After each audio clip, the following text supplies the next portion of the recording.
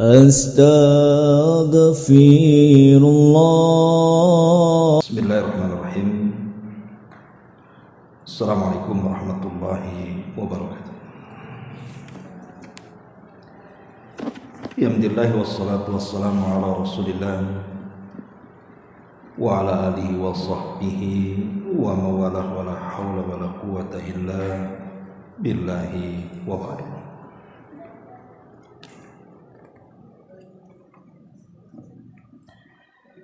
Kita lanjutkan kembali kajian kita, masih membahas kitab Umdatul Ahkam, dan kita masuk pada pembahasan tentang siwak.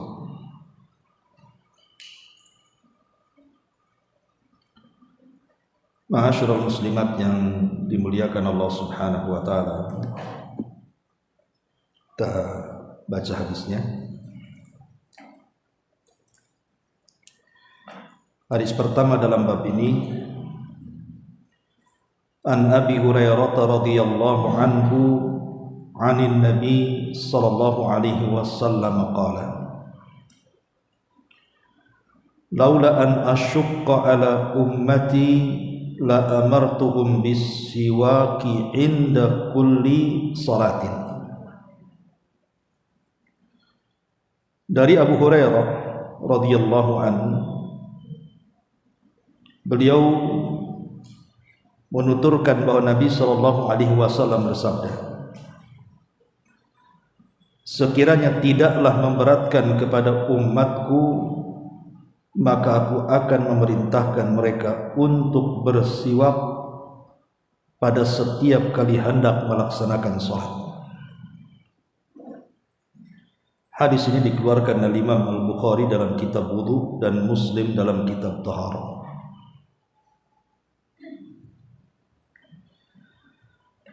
Ma'asyiral muslimat yang dimuliakan Allah Subhanahu wa taala, ada beberapa faedah yang bisa kita petik dari hadis ini. Pertama, bahwa bersiwak itu adalah sunnah Nabi dan hukumnya juga sunnah. Artinya kalau seseorang kemudian melakukan siwak, membersihkan giginya dengan siwak, maka dia dapat pahala kalau diniatkan mencontoh Nabi.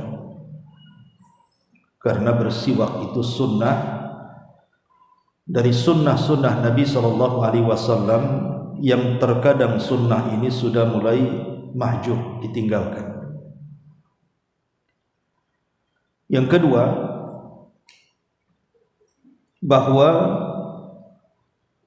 siwak sendiri kenapa tidak diwajibkan oleh Nabi sallallahu alaihi wasallam? Ini bentuk daripada at-taisir, kemudahan yang Rasul sallallahu alaihi wasallam mudahkan bagi umatnya supaya tidak ada kesulitan bagi umatnya, dan ini menunjukkan kasih sayang Rasul kepada umatnya.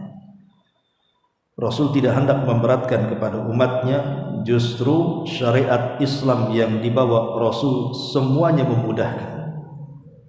Bahkan kalau ada kesulitan di dalamnya, pasti di dalamnya juga ada kemudahan. Dan ini bentuk kasih sayang Rasul kepada umatnya. Kemudian yang ketiga, bahwa di antara waktu-waktu disunnahkan seseorang itu melakukan siwak berdasarkan hadis ini adalah setiap kali hendak melaksanakan sholat. Tentu waktu-waktu bersiwak itu tidak satu waktu saja ketika hendak sholat, tapi ada 6 waktu yang sangat-sangat disunnahkan orang itu bersiwak, walaupun siwak sendiri sebenarnya disunnahkan kapan saja. Tetapi kalau bertepatan dengan 6 waktu ini, maka sunnahnya semakin kuat. Pertama, inda kulli wudu, wa inda kulli shalah. Ketika hendak berwudu dan ketika hendak salat. Berdasarkan hadis yang kita baca ini, karena dalam riwayat inda kulli wudu'in, pada setiap kali hendak melaksanakan wudu. Kemudian yang kedua, inda dukhulil bait, ketika seseorang masuk ke dalam rumahnya. Apalagi kemudian dalam rumah itu banyak manusia, ada keluarganya. Maka disebutkan di dalam hadis Aisyah radhiyallahu anha, beliau ditanya, bi ayyi syai'in yabda'u Rasulullah sallallahu alaihi wasallam idza dakhala baitahu, dengan apa Nabi SAW memulai aktivitasnya ketika beliau hendak masuk rumah. Maka Aisyah mengatakan, kana idza dakhala baitahu bada'a bis-siwaki. Rasul itu kalau hendak masuk ke rumahnya, beliau memulai dengan bersiwak dulu, kemudian membaca basmalah dan membaca salam. Kemudian yang ketiga, indal intibahi minan naum, ketika seseorang bangun dari tidur. Karena umumnya bangun dari tidur itu mulut sedang bau. Makanya dalam hadis Hudzaifah bin Yaman radhiyallahu anhu, beliau mengatakan, kana Nabi sallallahu alaihi wasallam idza qama minal laili yashusufah bis-siwaki, rawahul Bukhari. Kata Hudzaifah bin Yaman, Nabi sallallahu alaihi wasallam kebiasaannya apabila bangun dari tidur malam, maka beliau mengambil siwak, kemudian beliau bersiwak dengan siwak tersebut. Kemudian yang keempat, inda taghayyur raihatil fam, ketika ada perubahan bau dalam mulut, mungkin karena faktor makanan atau karena lamanya lapar atau karena kehausan, itu bisa merubah bau mulut. Makanya Nabi SAW senantiasa membawa siwak kemana-mana. Nabi SAW mengatakan bahwa di antara faedah bersiwak adalah madharatun lil fami, bisa membersihkan mulut. Kemudian yang nomor 5, inda dukhulil masjid, ketika hendak masuk masjid. Dan yang terakhir, inda qiraatil Quran wa fi majalisiz dzikri, ketika hendak membaca Quran ataupun ketika hendak hadir majelis-majelis ilmu. Kenapa?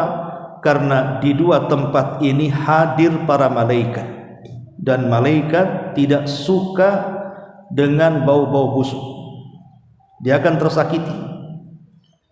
Sebagaimana hadis Nabi SAW, bahwa malaikat itu tersakiti dengan manusia sebagaimana manusia tersakiti dengan manusia yang lainnya karena bau yang tidak sedap. Inilah 6 perkara siwak itu semakin ditekankan. Walaupun secara umum mau jam berapa saja, di mana saja, siwak ini tetap hukumnya sunnah dan tidak wajib. Ma'asyiral muslimat yang dimuliakan Allah Subhanahu wa taala, ada sebuah rahasia kenapa siwak itu sangat dianjurkan sekali. Apalagi kalau kita melihat hadis-hadis Nabi sallallahu alaihi wasallam, bahwa siwak itu adalah perbuatan Nabi sallallahu alaihi wasallam yang tidak pernah lepas dalam kehidupannya. Di antaranya adalah Nabi sallallahu alaihi wasallam tadi disebutkan apabila masuk rumah beliau bersiwak. Bahkan sebelum wafatnya pun beliau bersiwak, sebagaimana hadis nanti pada hadis ketiga dalam bab siwak ini dijelaskan, sebelum wafatnya Rasul bersiwak baru kemudian meninggal. Tapi ada rahasia yang luar biasa, kenapa kemudian siwak ini sangat penting bagi seorang muslim. Di antara rahasia siwak ini disebutkan dalam hadis di mana Imam Ahmad meriwayatkan dalam musnadnya dan juga dalam kitab Irwa al-Ghalil nomor hadis ke-66, Nabi SAW bersabda, as-siwaku madharatun lil fammi mardhatun lirabbi. Inilah rahasia siwak. Kenapa siwak ini dalam Islam sangat penting sampai dibahas dalam buku-buku fikih. Karena siwak itu dapat membersihkan mulut dan mendapatkan redha Allah Subhanahu wa taala. Jadi dua rahasia siwak itu. Pertama, membersihkan mulut, dan yang kedua bisa mendapatkan redha Allah Subhanahu wa taala. Adapun membersihkan mulut berdasarkan ilmu kesehatan, bahwa di dalam siwak itu mengandung zat-zat yang bisa membunuh 70 bakteri atau virus yang ada di mulut. Baik virus-virus yang ada di gigi, yang ada di lidah, yang di tenggorokan, itu bisa dibunuh dengan siwak. Karena pusat bakteri kan di mulut. Jadi siwak itu bisa membersihkan 70 virus dan juga bakteri di mulut. Dan ini keajaiban. Karena di zaman Nabi SAW belum ada lab, belum ada penelitian bahwa kandungan-kandungan siwak itu sedemikian dahsyatnya dalam membersihkan mulut itu. Dan ini alamatun nubuwah, alamat kenabian. Kenapa Nabi SAW sampai memerintahkan para sahabatnya untuk bersiwak dengan kayu khusus yang disebut dengan arak itu? Karena di dalam kayu khusus arak itu yang digunakan untuk siwak mampu membunuh bakteri-bakteri tadi.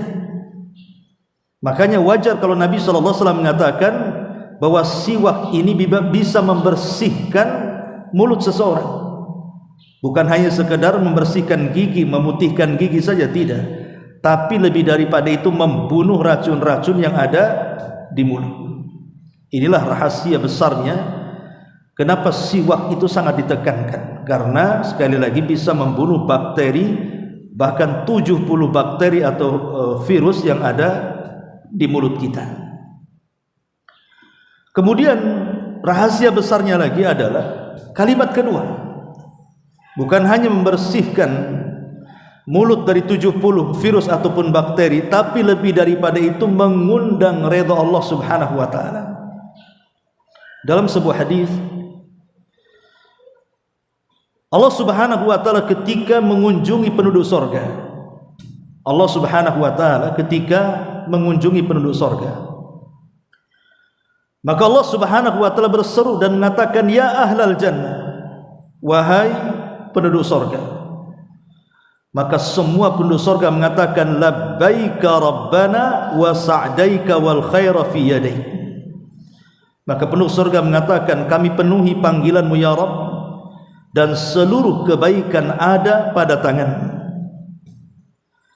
Kemudian Allah Subhanahu wa taala berfirman lagi kepada penduduk surga, hal raditum, apakah kalian raidha, kalian senang di surga? Fayaqulun, maka penduduk surga mengatakan, wa ma lana la nardha wa qad a'taitana ma lam tu'ti ahadan min khalqik. Bagaimana kami tidak senang, kami tidak redha di surga ini ya Rabb, sementara engkau sudah memberikan sesuatu yang belum pernah diberikan kepada siapapun makhlukmu dari alam semesta ini. Ya, karena surga itu kenikmatannya tidak bisa dilihat mata, didengar telinga, terlintas dalam pikiran manusia pun tidak bisa. Makanya kenapa kemudian penduduk surga mengatakan kalimat itu, bagaimana kami tidak redha ya Rabb, sementara semua kesenangan kami dapati semuanya di sini. Maka Allah Subhanahu wa taala kemudian berfirman, ala u'tikum afdala min dzalik, maukah kuberikan kepada kalian yang jauh lebih besar dari kenikmatan itu?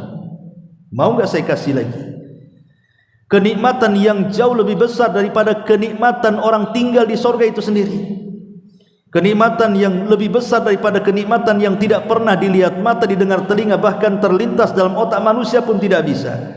Ada lagi kenikmatan yang lebih besar daripada itu, mau enggak saya kasih, kata Allah.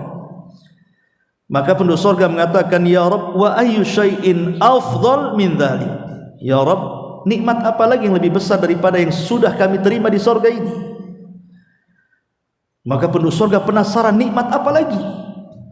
Sementara nikmat di sorga saja sudah cukup, bahkan lebih daripada cukup. Maka Allah subhanahu wa ta'ala mengatakan, ajal alaikum ridwani fala ashatu ba'dahu abada. Ya, kata Allah, aku akan memberikan keredhoanku kepada kalian, dan aku tidak akan murka setelah ini kepada kalian selamanya. Kenapa ini kenikmatan yang paling besar, mendapatkan redha Allah subhanahu wa ta'ala? Karena Nabi Adam pernah di sorga, Hawa pernah di sorga, Iblis pernah di sorga, tapi kemudian 3 makhluk Allah ini diusir dari sorga. Kenapa? Karena dicabut keridhaan Allah kepada mereka, diganti dengan kemurkaannya, sehingga apabila Allah murka, seperti ini jadinya. Adam diusir, Hawa diusir, Iblis diusir dari sorga. Ketika Allah subhanahu wa ta'ala tidak akan pernah murka selamanya dan akan senantiasa redha dengan penduduk sorga, maknanya semua orang yang masuk ke dalam sorga tidak akan pernah keluar lagi. Itulah yang disebut dengan a'zam ni'matillahi azza wa jalla. Sebesar-besarnya nikmat Allah adalah mendapatkan keredhaannya. Lah salah satu meraih keredhaan Allah adalah dengan cara bersiwak. Karena di sini Nabi sallallahu alaihi wasallam mengatakan bahwa siwak itu matharatun lil fammi, bisa membersihkan mulut, wa mardhatun lirabbi, dan bisa meraih keridhaan Rabbnya Allah subhanahu wa ta'ala. Ya, bayangkan ya, kalau 2 perkara ini saja, pertama membersihkan mulut dari 70 bakteri dan juga virus, yang kedua ketika Allah takdirkan kita masuk surga dan kita tidak pernah keluar lagi dari surga karena mendapatkan redhanya Allah, cukup bagi kita rahasia besar kenapa kita ini disuruh untuk bersiwak. Saking besarnya rahasia ini sampai dibahas soal siwak ini. Ma'asyiral muslimat yang dimuliakan Allah subhanahu wa ta'ala, disebutkan di dalam kitab Minhajul Muhtaj tentang faedah orang yang bersiwak ini. Apa kata para ulama yang disebutkan oleh Sahibul Mughni Al-Muhtaj ini dari kitab-kitab Syafi'i? Anna min fawaidihi, di antara faedah-faedah besar siwak adalah annahu yutahhir lil fammi. Pertama, membersihkan mulut, tadi sudah dijelaskan, mampu membunuh 70 bakteri. Wa yarda rabbu, ataupun wa yurdi, mendapatkan keridhaan, wa yarda rabbu, mendapatkan keridhaan Rabb Allah subhanahu wa ta'ala. Wa yubayyidil asnan, bisa memutihkan gigi, dan kalau gigi putih kan menambah ketampanan dan kecantikan, tapi kalau kuning kan sebaliknya. Kemudian juga wa yusawi adh-dhahra, bisa meluruskan punggung, jadi tidak mudah mengalami kebungkukan. Wa yubti'u syayb, wa yubti'u asyayib, bisa memperlambat penuaan, bisa memperlambat penuaan. Wa yudzakkil fatana, bisa memberikan kecerdasan, bisa memberikan kecerdasan, dan lebih daripada itu, wa yudha'af al-ajru, dilipat gandakan pahala, wa yasqulun naz'u, memudahkan ketika nazak sakaratul maut, wa yadhkuru syahadata indal maut, bahkan mengingat persaksian ketika menjelang kematiannya. Maka Nabi sallallahu alaihi wasallam bersiwak sebelum meninggal. Itulah rahasia-rahasia besar kenapa kemudian siwak ini faedahnya luar biasa. Taib, ma'asyiral muslimat yang dimuliakan Allah subhanahu wa ta'ala, pertanyaan pun muncul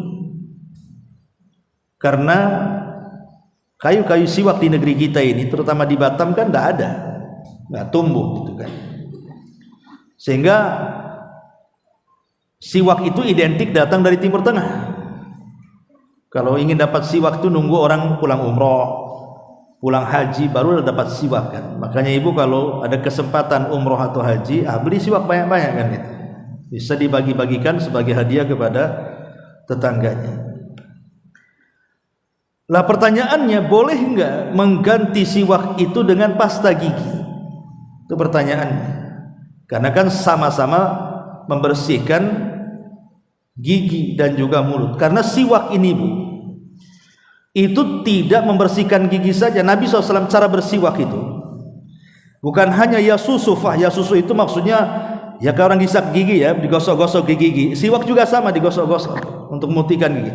Tapi juga untuk membersihkan lidah. Makanya disebutkan dalam riwayat itu sampai Rasul mengeluarkan suara gitu ya. Ku itu maksudnya karena Rasul itu juga menggosok lidahnya. Jadi bukan hanya giginya, tapi lidahnya digosok-gosok. Ya. Bahkan langit-langitnya sampai ke tenggorokan, sampai Rasul kemudian terkadang mengeluarkan dahak. Jadi siwak, kenapa siwak itu Rasul kalau bersiwak bukan hanya gigi saja, karena kan kuman bukan di gigi saja, bisa di lidah, bisa di langit-langit, bisa di tenggorokan. Makanya kalau Rasul memasukkan, ya kan kalimat dalam hadis itu syarahnya adalah beliau memasukkan siwak ke lidah, menggosok-gosok lidah sampai ke dalam. Ya ibu coba aja, jangankan siwak, jari saja kalau dimasukkan ke dalam kan mau muntah kan, berarti mengeluarkan dahak di situ. Lah itu rahasianya, karena zat-zat yang ada di siwak itu akan menyebar di situ, bukan hanya membunuh bakteri yang ada di gigi, termasuk juga bakteri yang ada di lidah dan di langit-langit gigi sampai di tenggorokan. Jadi memang betul-betul dibersihkan dengan siwak kan. Makanya sebelum disiwak itu kan dilembutkan dulu supaya tidak melukai dalaman mulut kita ini.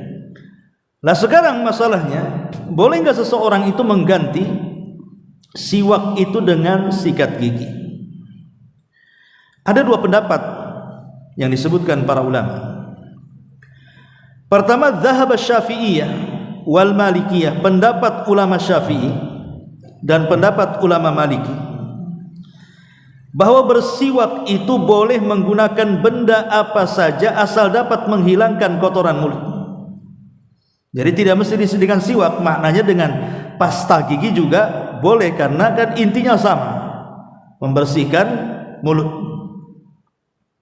Walaupun tentu menggunakan kayu arok, namanya kayu arok itu kayu siwak khusus, rantingnya itu tentu lebih lebih baik lagi, karena memang dari segi aroma memang agak harum. Kayak ada kalau yang muda-muda, nah kalau saya waktu di Yaman itu kan ada di belakang pondok itu memang banyak di situ tumbuh kayu siwak gitu. Jadi kadang-kadang kita hanya petik saja, itu kayak ada rasa minnya. Kalau yang basah-basah baru dipetik itu ada rasa minnya dia. Ya. Enak di sana tinggal meti aja, kalau siwak tinggal bawa gunting dipetik gitu. Tapi ada rasa minnya, kayaknya ada gimana itu kalau yang baru dipetik itu. Kemudian baunya juga enak. Ya, itu kalau memang baru dipetik itu siwak. Nah, dari sini kita tahu bahwa dalam mazhab Syafi'i dan juga Maliki, sebagaimana disebutkan dalam Kifayatul Akhyar, wa'lam annahu yahsulul istiyaq bi khirfatin wa bi kulli khashanin mazil wal ud aula wal araqu aula. Ketahuilah bahwa bersiwak itu bisa dilakukan dengan potongan kain atau segala benda yang kasar yang dapat menghilangkan kotoran, namun bersiwak menggunakan ranting arak jauh lebih utama, karena tadi mengandung zat-zat yang bisa membunuh 70 bakteri tadi. Dan itu senada dengan yang diucapkan oleh Imam Ibnu Abdul Bar Al-Maliki, wa kana siwakul qaumi al-arak wal basham wa kullu ma yajlul asnan wa la yu'dhiha. Siwak yang biasa dipakai oleh masyarakat dulu adalah kayu arak dan basam, juga setiap benda yang dapat membersihkan gigi dan tidak menciderainya. Kalau menciderai jangan. Depan rumah ada kayu jambu, ibu potong pula kayunya situ. Habis bersiwak lecet semua. Jadi kalau melukai ya jangan. Jadi kayu-kayu yang bisa tidak melakukan. Sekarang ngapain juga sudah ada pasta gigi kan. Pasta gigi pun ya macam-macam kan, ada yang kasar, ada yang lembut. Ya cari yang lembut lah. Karena tidak semua pasta gigi itu, ada juga yang bulu-bulunya kejang-kejang kan. Habis soket gigi malah berdarah semua. Nah, maka carilah sikat gigi pun yang lembut-lembut dalam mulut. Kemudian pendapat yang kedua, dzahab al-Hanafi wal Hambali.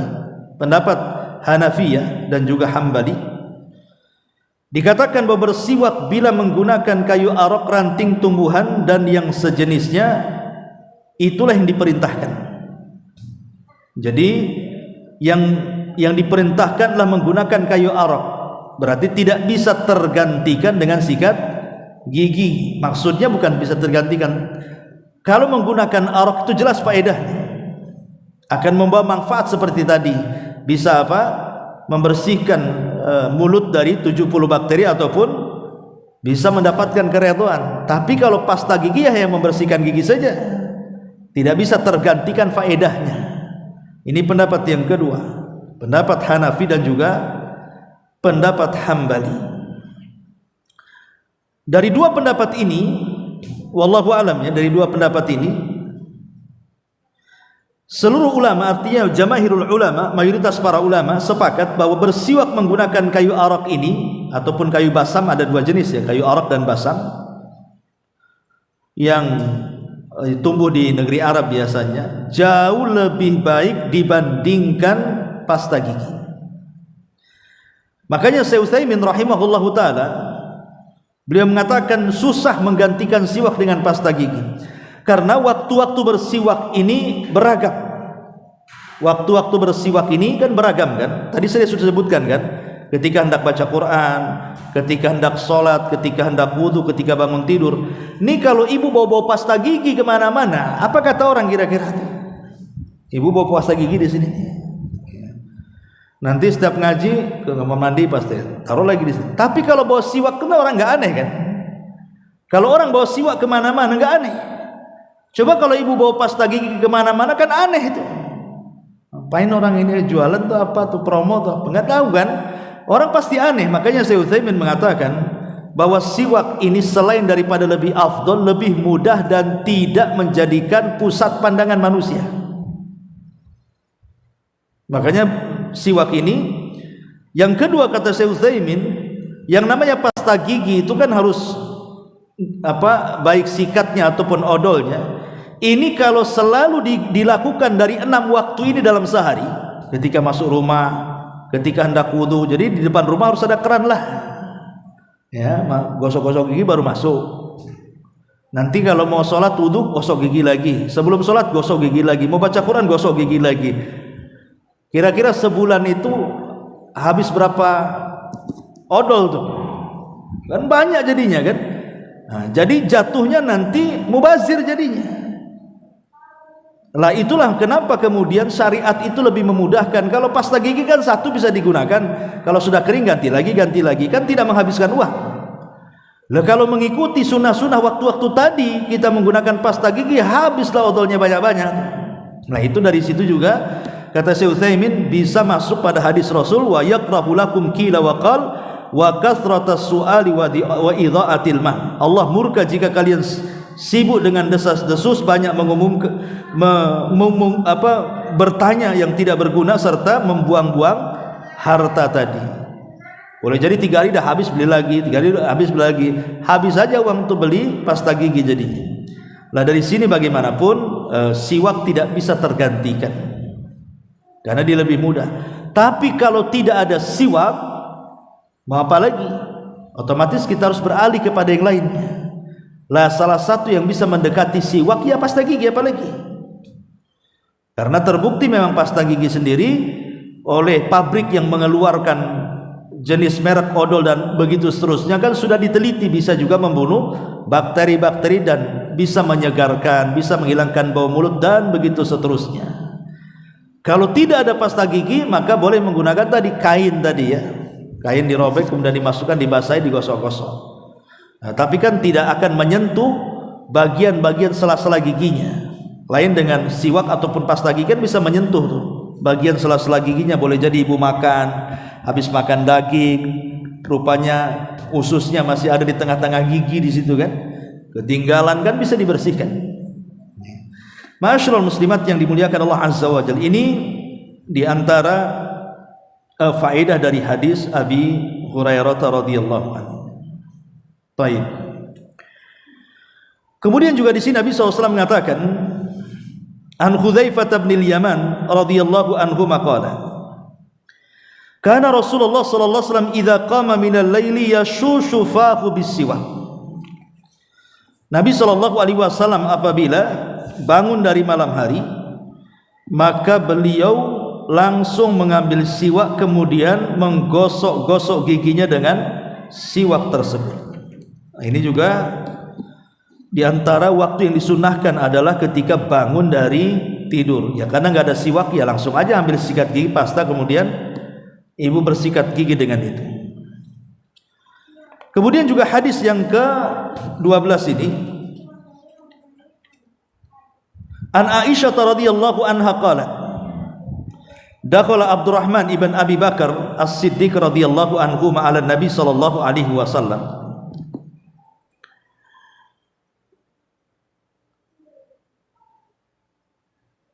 Wa ana musnidatuhu ila sadri wa ma Abdurrahman siwakun ratbun yastannu bihi fa ayyadahu fa abbadahu Rasulullah sallallahu alaihi wasallam basarahu fa akhadtu as-siwaka fa qadhamtuhu wa tayyabtuhu thumma dafa'tuhu ila Nabi sallallahu alaihi wasallam fastanna bihi fama ra'aitu Rasulullah sallallahu alaihi wasallam istanna istinanan qad ahsana min fama ada an faraga Rasulullah sallam rafa'a yadahu aw isba'ahu thumma qala fi rafiqil a'la thalathan thumma qadha wa kanat taqulu mata baina hakinati wa dhaqinati wa fi lafdin fara'aituhu yanzuru ilai wa araftu annahu yuhibbu siwak faqultu akhudhuhu lak fa asyara bi ra'si an-na'am.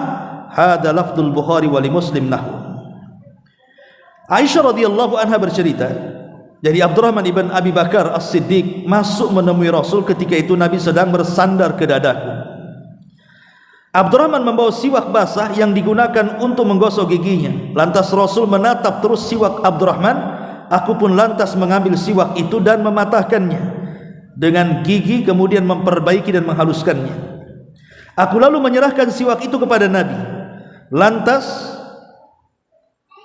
beliau menggunakan untuk menggosok giginya. Kata Aisyah, belum pernah aku melihat Rasul menggosok gigi lebih baik daripada saat sebelum wafatnya. Selesai daripada menggosok gigi, beliau mengangkat tangan atau jarinya, kemudian mengatakan di ar-rafiqil a'la sebanyak 3 kali. Kemudian beliau meninggal dunia. Aisyah mengatakan beliau meninggal di antara tulang selangka dan ujung tenggorokanku. Dalam lafaz yang lain dikatakan, kulihat beliau memandang siwak itu, maksudnya dari tangan Abdurrahman. Aku tahu bahwa beliau menyukai siwak itu, kemudian aku tawarkan, maukah aku ambilkan ya Rasul siwak untukmu? Maka beliau memberikan isyarat dengan kepalanya seolah-olah iya. Dan hadis ini lafaz yang diriwayatkan oleh Imam Bukhari, begitu juga Imam Muslim yang semakna lafadznya. Jadi begini kisahnya. Kita tahu bahwa Nabi SAW ketika sakit parah itu kan berada di rumah Safiyah, salah satu istri beliau. Tetapi Nabi SAW tidak nyaman di rumah Safiyah itu, sehingga dia mengatakan kepada Safiyah, wahai Safiyah, panggilkan semua istri-istriku. Maka berkumpullah semua istri Nabi di rumah Safiyah. Kemudian Rasul mengatakan, wahai istri-istriku, aku ingin minta izin kepada kalian, bolehkah untuk sementara waktu aku dirawat di kamar Aisyah radhiyallahu anha? Maka semua istrinya mengizinkan. Akhirnya kemudian Nabi SAW dipapah oleh Fadl dan juga Ali radhiyallahu an dari rumah Safiyah menuju kamar Aisyah. Setelah sampai di kamar Aisyah radhiyallahu anha, itu kan dari rumah Safiyah, dari kamar Safiyah, bukan rumah kamar. Ya, jadi rumah Rasul itu bukan kayak kita rumah banyak kamarnya, enggak, dia satu kamar saja. Makanya Quran menyebutnya hujurat. Dalam Quran itu namanya surah Al-Hujurat. Apa artinya surah Al-Hujurat itu? Kamar-kamar. Maksudnya kamar-kamar istri Nabi. Jadi mereka hanya kayak kalau ibu tengok kos-kosan, nah, seperti itulah kamar-kamar. Tapi Rasul nggak ngekos. Ya, Rasul punya kamar sendiri-sendiri untuk istri-istrinya. Jadi dari rumahnya Safiyah ke rumah Aisyah itu kan Rasul dipapa oleh Fadl sama Ali. Tentu dilihat oleh para sahabat yang lewat di situ. Sehingga kemudian para sahabat melihat kondisi Rasul yang memarah. Maka berita ini cepat menyebar ke seantero kota Madinah. Maka semua para sahabat khawatir. Akhirnya semua sahabat datang ataupun mewakili untuk melihat kondisi Nabi terakhir kali. Semua berkumpul di Masjid Nabawi. Terdengarlah suara gaduh dari masjid masuk ke kamar Aisyah yang Rasul baru saja datang. Kemudian Rasul bertanya kepada Aisyah radhiyallahu, ada apa mereka gaduh di luar itu? Maka Aisyah mengatakan, mereka khawatir dengan Anda wahai Rasul. Maka Rasul mengatakan, kalau begitu panggil lagi Fadl dan Ali, angkat aku menemui mereka. Akhirnya Rasul pun diangkat oleh Fadl dan Ali, dipapa sampai ke mimbar masjid di dalam Masjid Nabawi. Maka Rasul berkhutbah dan itulah khutbah terakhir. Setelah itu Rasul tidak berkhutbah lagi karena meninggal. Setelah Rasul berkhutbah, balik lagi ke kamar Aisyah radhiyallahu anha. Disitulah kemudian Rasul bolak-balik pingsan. Bolak-balik pingsan di sini. Sampai akhirnya kemudian di hari menjelang-jelang wafatnya, maka masuklah Fatimah putri beliau, kemudian dibisikkan 2 kali bisikan. Dalam bisikan yang pertama tertawa Fatimah, dalam bisikan yang kedua menangis Fatimah. Kemudian setelah meninggalnya Rasul, Aisyah bertanya kepada Fatimah. Kemudian Fatimah menjelaskan kenapa dia tertawa, kenapa dia menangis. Adapun saya tertawa karena saya senang Rasul mengatakan di telingaku bahwa aku akan menjadi pemimpin para wanita di sorga. Adapun saya menangis karena akulah orang pertama yang akan menyusul beliau setelah kematiannya dari keluarganya. Setelah kemudian Fatimah masuk, barulah Abdurrahman masuk, putra Abu Bakar. Lah kebetulan Abdurrahman itu di tangan bawa siwak. Lah pandangan Nabi SAW tertuju kepada siwak yang dibawa Abdurrahman itu. Aisyah paham. Itulah istri yang cerdas. Dia paham dengan hanya lirikan mata saja. Nggak tahu ibu ini paham nggak nih sama suaminya. Jadi Aisyah langsung paham. Kemudian meminta siwak yang di tangan Abdurrahman itu. Dalam riwayat yang lain, Aisyah menawarkan Rasul, apakah engkau ingin bersiwak? Maka Rasul hanya menganggukkan kepalanya karena bisa ngomong.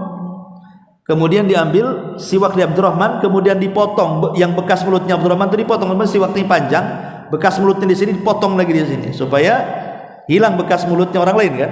Lah bekas potongannya itu kemudian digigit sama Aisyah sampai lembut. Kemudian diberikan kepada Nabi SAW. Disitulah Aisyah mengatakan, demi Allah, seumur hidupku memandang Rasul bersiwak itulah yang paling indah. Menunjukkan apa? Faedahnya sebelum kematian itu berilah yang terbaik untuk Allah. Karena siwak itu kan ibadah. Ya. Maka Rasul betul-betul membersihkan giginya, lidahnya, langit-langitnya. Pokoknya kata Aisyah, aku tidak pernah melihat Rasul bersiwak seindah itu. Baru setelah bersiwak dia letakkan siwaknya. Tiba-tiba pandangannya naik ke langit. Aisyah mengatakan, seolah-olah aku tahu Rasul sedang diberikan pilihan. Karena di saat itu Jibril datang membawa malaikat maut. Aisyah tidak lihat. Kemudian Jibril menawarkan kepada Nabi SAW bahwa dia diamanati oleh Allah untuk memilihkan 2 perkara kepadamu. 1, kau akan tetap hidup di dunia bersama kegemilangan dakwahmu dan semua kekayaan dunia akan kau rasakan. Yang kedua, atau engkau memilih pergi menemui teman-temanmu di sorga dari kalangan para nabi. Maka Rasul mengatakan ila rafiqil a'la, sambil jarinya seperti ini dan menuju ke langit, ila rafiqil a'la, ila rafiqil a'la, ke tempat yang paling tinggi di sorga, ke tempat yang paling tinggi di sorga. Aisyah mengatakan, aku tahu saat itu Rasul sedang diberikan 2 pilihan. Maka kemudian setelah Nabi SAW mengatakan kalimat itu, maka Rasul mengatakan la ilaha illallah wa inna lil mauti la sakarat. La ilaha illallah, tidak ada sembahan yang berhak disembah kecuali Allah, sungguh dalam kematian itu ada sakaratnya. Kemudian Rasul berwasiat kepada umatnya untuk tidak meninggalkan salat dan menjaga budak sahayanya, dan Nabi SAW setelah itu meninggal dunia. Nah ini lihat bagaimana kedudukan siwak bagi Rasul SAW. Bahkan sebelum wafatnya saja Rasul sudah bersiwak, dan itu mencontohkan siwak ini penting. Taib. Kemudian yang terakhir dari hadis siwak ini An Abi Musa al-Ash'ari qala ataitu Nabiy sallallahu alaihi wasallam wa huwa yastaqu bis-siwaqi ratbin qala wa tarafuhu siwak ala lisanihi wa huwa yaqul was-siwaku fi fihi ka'annahu yatahawwa. Ya. Abu Musa al-Ash'ari mengatakan, aku mendatangi Nabi ketika itu beliau sedang menggosok gigi dengan siwak basah. Dengan ujung siwak di lidahnya beliau mengatakan siwak itu masih berada dalam mulutnya seakan-akan beliau hendak muntah. Nah, tadi saya sudah jelaskan ketika para ulama mensyarah hadis yang ke-22 ini dari bab siwak, menunjukkan bahwa siwak itu bukan digosokkan ke gigi saja, tapi juga ke lidah dan langit-langit sampai ke dalam tenggorokan, sehingga Rasul hampir muntah. Karena kalau dimasukkan kan pasti kita muntah. Ya, jadi memang betul-betul satu mulut itu dibersihkan dengan siwaknya, supaya tadi zat yang ada di siwak itu menyebar dan mampu membunuh 70 bakteri yang ada di mulut. Ini diantara keajaiban dan juga fikih siwak. Wallahu a'lam. Ya. Taib ma'asyiral muslimat yang dimuliakan Allah Subhanahu wa taala. Kemudian sedikit faedah tentang masalah siwak ini. Apakah siwak ini boleh menggunakan tangan kiri ataukah menggunakan tangan kanan? Jadi ulama membahas tentang masalah pemakaian siwak ini. Apa boleh siwak ini menggunakan tangan kiri ataukah juga harus menggunakan tangan kanan dan tidak boleh menggunakan tangan kiri? Masyaallah muslimat yang dimuliakan Allah Azza wa Jalla.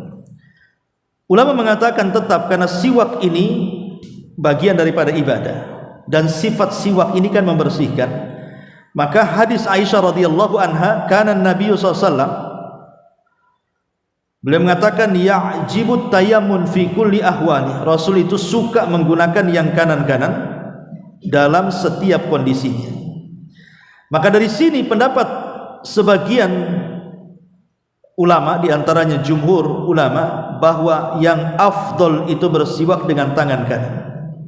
Keumuman tadi kan hadis Rasul yu'jibuh tayammun, senantiasa menggunakan yang kanan baik dalam sandalnya, menyisirnya atau dalam setiap kebersihannya. Dan siwak itu bagian daripada kebersihan, masuk pada kalimat tahur wa tuhuri kullihi. Tapi ada sebagian para ulama mengatakan bahwa bersiwak itu disunnahkan menggunakan tangan kiri, bukan tangan kanan.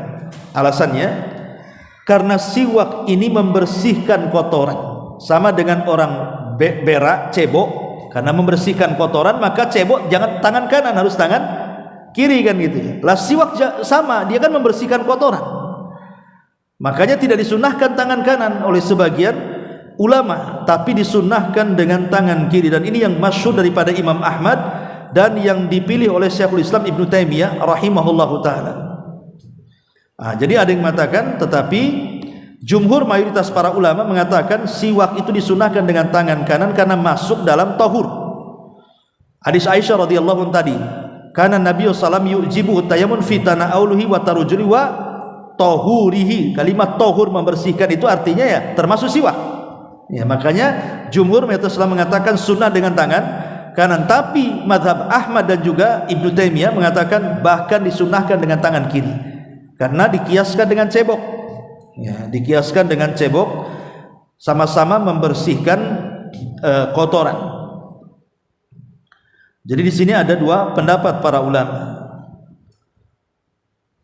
Wallahu a'lam.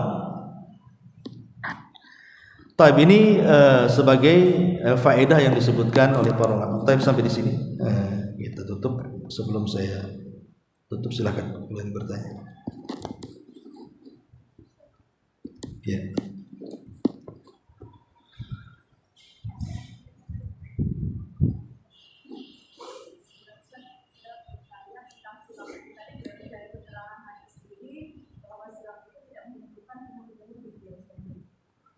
Enggak. Ya, apakah kemudian, karena begini terkadang Nabi SAW itu dia mengumpulkan ludah dia setelah dibersiwakan, biasanya terkumpul ludah itu, kemudian diludahkan. Jadi seolah-olah membersihkan gigi dengan air ludah dalam rangka membuang kotoran. Sebab kalau kering kan tidak bisa. Tapi rata-rata orang bersiwak itu kan terkumpul ludah dia. Jadi seolah-olah ludahnya itulah yang membersihkan gigi hasil siwak kemudian diludahkan. Jadi tidak ada syariat berkumur-kumur setelah bersiwak karena dia tidak najis gitu ya. Dan juga dengan meludah bisa membersihkan. Ataupun menelan juga bisa membersihkan. Tapi ya tentu dalam kondisi tidak berpuasa. Ya, kalau sudah puasa ya jangan kan itu. Intinya tidak disyariatkan untuk berkumur-kumur. Tapi kalau berkumur-kumur ya tidak apa-apa, tidak ada masalah. Tapi dalam kondisi mau sholat cemana berkumur-kumur? Ini pun lagi sholat nih, ini udah sap, rapi. Apa bawa botol aqua gitu? Itu cuma kemana buangnya? Kalau sedang wudhu mungkin dia lah kan. Makanya tidak ada syarat berkumur-kumur. Kalau berkumur-kumur memberatkan malah nantinya. Wallahu a'lam.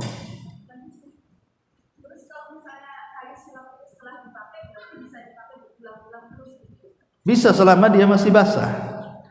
Kalau sudah kering kan membahayakan. Kan kalau kering nggak hilang zat-zatnya itu. Makanya kenapa siwak itu tidak bisa bertahan lama berbulan-bulan kan? Ya kalau sudah hilang, kalau yang basah zat-zatnya yang bisa membunuh ya kalau sudah kering kan bisa lecet nantinya. Ya jadi nggak bisa dipakai selamanya siwak itu. Ya kalau sudah hilang lembabnya buang ganti yang lain. Tapi masalahnya ya itulah kayu arok atau basyam tadi susah tumbuh di Indonesia misalnya. Coba kalau bisa tumbuh di Indonesia kan enak, kita bisa kembangkan di pot-pot gitu ya. Tapi susah memang di sini. Tumbuh dari dua kayu itu. Wallahu a'lam. Tapi kan sekarang sudah dimodernisasi kan dengan cara dijadikan odol. Ya kan, odol siwak. Sekarang ini dimudahkan semuanya. Walaupun kita tidak tahu berapa persen siwak yang ada di odol itu, jangan-jangan mereknya saja dipakai, nggak ada siwaknya. Kan banyak di Indonesia ini kan, lebih ke merek saja, padahal sebenarnya kandungannya tak banyak di situ. Jadi kayak Indomie rasa ayam, jadi ayamnya ndak ada, rasanya aja itu yang jadi masalah. Nanti rasa siwaknya nggak ada di situ. Wallahu a'lam.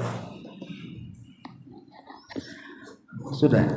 Baik, sudah kita tutup. Subhanallah bihamdika asyhadu an la ilaha illa anta astaghfiruka wa atubu ilaik.